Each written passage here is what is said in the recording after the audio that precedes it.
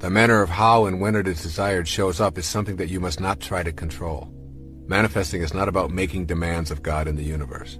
Manifesting is a cooperative venture in which your intention is aligned with divine intelligence. That intelligence is in all things and in you simultaneously. Demanding that God send your desire according to your timetable and design reinforces the incorrect idea of God as a separate energy. There's a power of infinite patience. This provocative line is from A Course in Miracles. Those who are certain of the outcome can afford to wait, and without anxiety.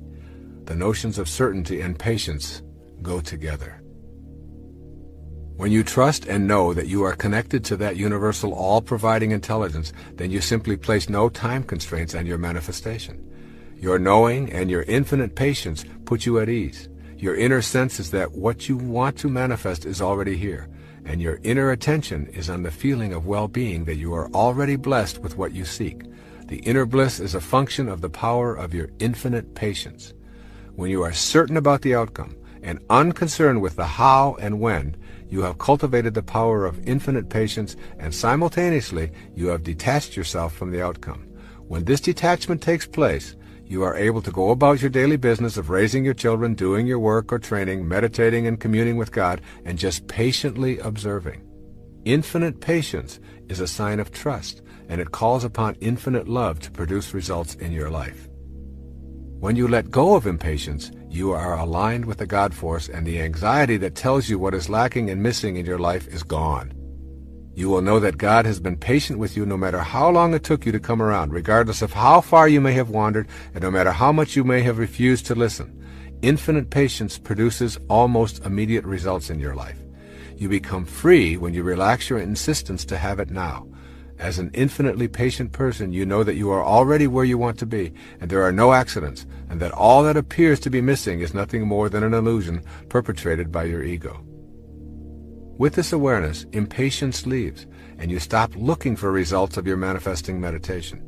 Your patience allows you to remain in silent appreciation of all that is manifested in your life. This practice of patient detachment from outcome is a foreign concept to us. We have been taught that goals, success symbols, and the accumulation of merit badges are the ways to feel important. What follows is a guide for living with the seeming paradox of attempting to manifest something into your life and at the same time not being attached to when and how it shows up.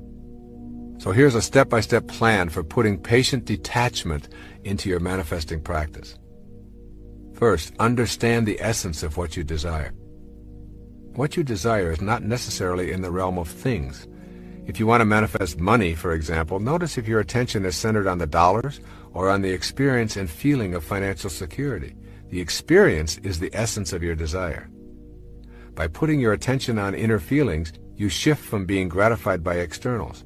The essence of your desire is a feeling of well-being and joy and an alignment with the universal spirit. You may feel that you truly want to manifest more income and a promotion. Detach yourself from the in-the-world promotion and increase in pay. Put your manifesting energy on the essence. You're wanting to feel more secure and less stress. You will probably begin to see things arriving in your life that reduce your anxiety. They may seem to have very little to do with what you originally thought you wanted. And then secondly, banish doubt and enter into the realm of certainty. When you've removed doubt about your ability to manifest, it will be easy to detach yourself from the outcomes and all of the details. Your trust in yourself and in the divine energy of the universe is all you will need. Then third, leave your expectations and go about your business. Maintain your work and play regime with a new sense of peace originating in your inner knowing about what is manifesting for you. Remain completely detached from the inclination to measure and calculate what is and is not showing up for you. And then fourth, in this step-by-step plan, maintain privacy about your desires. Sharing your manifestation efforts decreases the energy and deflects the energy into the ego's need to gain approval. Then fifth, be aware of the cues that your desires are manifesting. Keep in mind that the way things will show up in your life is not necessarily related to what your rational brain expects. Things may begin popping up into your life that were never there before and which may surprise you as you notice them more and more frequently. These synchronistic events and happenings are the result of beginning to live in a heightened state of awareness. Pay close attention to the cues as they surface and gently tell yourself, It's working. I can see the results. And then sixth, act immediately on the cues that arrive by acknowledging them. When you acknowledge the early signs of arrival of what you wish to manifest, you are giving your inner energy a positive charge and recognizing the divine universal intelligence. This recognition is essential to the continuation of this manifesting process. And seventh, don't think of your manifestation as a special favor. To see manifestation as a favor is to begin the process of bargaining with God and believing in your separateness from all other living things. Your desires manifest because you are in perfect alignment with your source of creation and because you are not placing any limitations on what can come into your life. And then eighth, view any and all obstacles as lessons, not indications of failure. Keep in mind that you are practicing patience and detachment from outcome. Everything that shows up in your life is supposed to. This includes the falls in your life. They provide you with the energy to propel yourself to a higher state of awareness. And then ninth, release all judgment from your manifesting practice. This requires you to be willing to suspend your inclination to judge that which shows up in your life as right or wrong, good or bad, attractive or unattractive. Your judgments halt the flow of universal energy into your life and put you at odds with that divine power. Your ability to manifest depends in large part on your willingness to leave behind the collective judgments that make up the totality of human beliefs. Detaching from these beliefs is one of the greatest challenges of your life. You will probably experience a sense of loss and perhaps a feeling of loneliness as you make this step out of judgment. The reward is that you will begin to expand your own perceptions and accept what others believe are their perceptions. The following 4 examples aren't rules or laws that apply to everyone, but if they do work for others, I'll be even more inspired because it's my intention to be in a space where I'm able to give to others all that I know. I also offer these ideas with a constant reminder that when one listens to Spirit, all things are possible. And even though I'm offering them in a numbered sequence, they certainly don't conform to any linear arrangement. 1. Alignment of feelings. When I feel good, or God, I'm aligned with Spirit. As I tell my children, we must rely on how we feel to determine our state of health, rather than seeking our answers in a medical printout full of numbers. Feeling energized, content, excited, and happy are better indicators of our health and well-being than having our bodily functions assessed by a distant laboratory. A positive, honest response to the question, does this or will this make me feel good, tells us immediately if we're aligned with our creative source or not. 2. Alignments with nature. Everything in nature is in spirit. It isn't spoiled by ego, nor can it ever be. So when nature speaks to us, we should listen intently. When a wild bird touches us, for instance, or a fish brushes by when we're swimming in the ocean or a lake, I believe that it's a direct communication from our source of being. Since these creations of God instinctively keep their distance, when they depart from their DNA patterns to actually contact us physically, I think we should pay attention. So be aware of episodes in nature that arouse spirit and kindle an inner spark of awe and admiration for you. You don't have to discuss it with another being. If it has meaning for you, it's valid. Listen to the winds, the critters, the clouds, the rains, and the oceans. Listen to it all. Indeed, nature has much to teach us, and it will help show the way. All we need to do is align with its perfection and note how it aligns with ours. 3. Alignment with events. Strange occurrences and seemingly inexplicable events may actually be our all-creating source lining up coincidences, in quotes, to teach us and show us the way. The reason we begin to notice all this type of aligned synchronicity is because we've tuned into it. The teachers have always been there, but now we notice them. And our noticing indicates a new level of readiness to listen to our ultimate calling. In fact, these alignments can take some really interesting forms. The same numbers showing up, for example. We awake precisely at 4:44 morning after morning and then see those numbers appear on the odometer, on the radio, as a checkbook balance, at the deli counter, and as an assigned number for a charity walk, causes us to ask, what's going on here? The answer is that the universe is using us to be receptive and pay attention. It's not about playing all fours in a casino or the lottery. It's about knowing that these seemingly accidental repetitions are actually invitations from Spirit to join it. When a book literally falls into our lap or is sent to us by several different people, or even when we keep seeing the title and having it referred to us by others over and over, we need to notice, stop our resistance, and surrender. When we end up reading the contents and applying what it offers, we're aligning ourselves and becoming a vibrational match to the same source that's sending us these signals. And 4, alignments with people. When people line up with our thoughts and mysteriously connect their physical presence with our private inner meanderings, we should take note. We must tell ourselves, Spirit is aligning my thoughts with events that are happening. I'll stay alert to what I'm being offered here because there may be a reason. That's all. Just be cognizant of what might be happening, and by being open to what may be baffling and perhaps indecipherable, we're likely to discover that we're being guided to learn. A few weeks ago, I was reading through a book I'd written 16 years ago. In it, I mentioned a friend, Earlene Rintz, whom I'd attended school with from 4th grade through high school. I put the book down and went jogging, yet Earlene was still on my mind. I thought, I'm going to call her the next time I'm in Detroit. After all, we're both having our 65th birthdays this year. That very evening, I was scheduled to receive the Martin Luther King Mahatma Gandhi Peace Award from the Unity Church of Maui, which would be attended by approximately 1,000 people. As I completed my speech and walked to the lobby to sign autographs, I saw the little girl who sat next to me in grade school and who was my first love and who occupied my thoughts throughout my school years.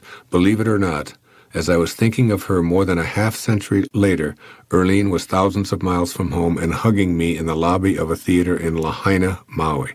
It turns out that she was visiting Maui, had seen the award announcement in the newspaper, and had come to the auditorium to surprise me. It was one of those synchronistic alignments of spirit at work. Somehow, at an unconscious level, I was already reconnecting to Earlene without being aware that she was even in the area. Noticing the same folks showing up in different settings, running into people we haven't seen in a while after we've just heard their names mentioned, and repeatedly seeing an individual's name in magazines, on television, or in a local bookstore, are all synchronistic alignments. Spirit is lining up these sequential happenings for a reason. We just need to be open to learning the reason, and it most likely will be revealed. Perhaps it will be a dream or a sudden instant of eureka, or maybe it will become clearer when simply allowed. No matter how the message comes, we'll look back on it with a renewed insight and the benefit of no longer being closed-minded about such possibilities. What I know for certain within my very core is that there's no separation between us and all that we encounter in the universe. Years ago, my wife and I were going through some personal difficulties. We were making a decision about whether or not we were going to stay together, very frankly. Everybody in a relationship, I believe, has these moments and times when there's a struggle there and you've been together for a while and you're not certain whether this is the right path and you're thinking about these things and so on. And nevertheless, it was a very difficult time emotionally for both of us. And I can remember years and years ago, as we were going through this, what it did for me to be in that state. I became much more loving. I became much more concerned with other people. I became less concerned with the pettiness of so many things that you find yourself worked up about, because I had a different focus in my life. And I can remember thinking as we resolved it and got back closer together, and today are very close and very loving together, looking back on that time as like something that I had to go through at that time. And that what it did is it helped me to see how absurd it is for us to be focused on the minutia of life. Whether or not the walls are clean, or whether or not the toys are put away, or whether or not your food is prepared on time, or whether somebody is late with something, or whether the phone doesn't ring or does ring or whatever. Like all of those things are so minute in contrast to what you're really struggling with. And then what it also helped me to do in terms of getting this big picture was to look at some of the things that other people were going through, some of the problems and difficulties that they were having. Very often when something goes wrong in somebody else's life that we're close to, one of our parents gets ill, there's an accident of some kind. When Marilyn had that accident, I can remember how it affected me. And it gives you pause to remind yourself that you have a lot to be thankful for, and that you have a very powerful mind here that can make anything happen that you want to happen as long as you keep yourself centered or keep yourself focused. I was able to shift from all of those petty little things.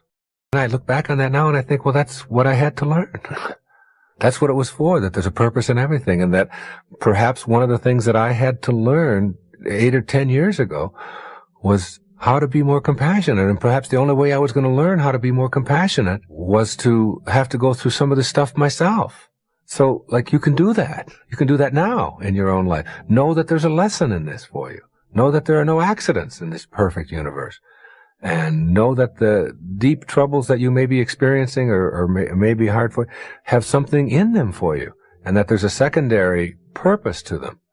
And if it does help you to slow down, and if it does help you to get a bigger picture, and it does help you to be more compassionate and more loving towards other people, then what you do is you begin to bless those things that are in your own life as offering you an opportunity to transcend them. And once you've transcended them, then you don't have to go back to that again.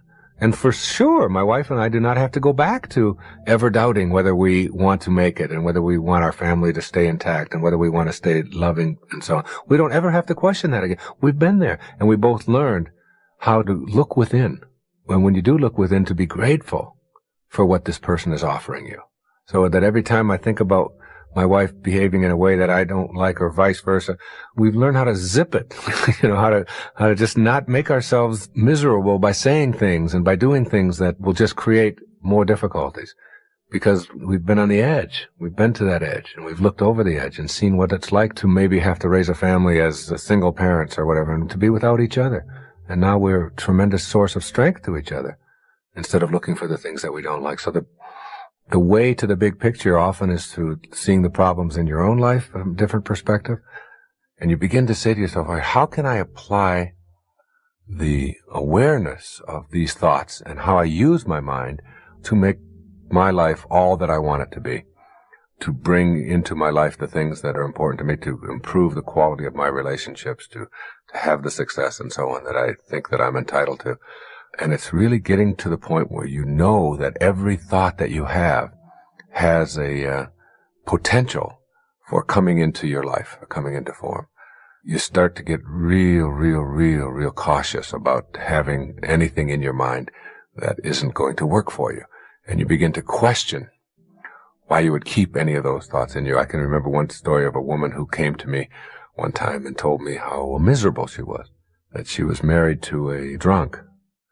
And I said, well, what's wrong? And she said, well, he slurs his words and he repeats himself and he smells bad and it's just awful to be around him. And I said, let's see if I understand. Let's see who's crazy in this little scenario you've just described. Now, you said you've married to a drunk, and the drunk slurs his words and he repeats himself and he smells bad and he sounds foolish. I said, that's every drunk I've ever known does exactly that. We got a drunk who's acting and doing everything that you would expect a drunk to do. Now we got you. And you're married to someone that you call a drunk, and you're expecting him to be sober. Now who's crazy? The drunk who's doing what he's supposed to? Or you who's expecting someone who is what you've defined them to be something different than what they are? He is what he is. And why would you want to entertain, why would you want to keep thoughts in your mind that are making you miserable, which is going to expand misery for you in your life by just having those thoughts there? Why not change around those thoughts and tell yourself that you're, like, if you argue for your misery, then the only thing you're going to get is your misery. You have to get that, and you're arguing for it all the time. You're going around talking about how miserable you are. So you want to get real careful about that. And I suggest to every one of you that whatever it is you find yourself incapable of doing, or whatever you found that has been a great obstacle, or whatever it is that's in a relationship that isn't working, that you just can't seem to transcend, or whatever's going on with a particular employee or a way that you're approaching anything in your business, that if you examine, just for a moment, if you examine what belief is it that supports this behavior, because the ancestor to every action is a belief, is a thought, and then work at re-examining that.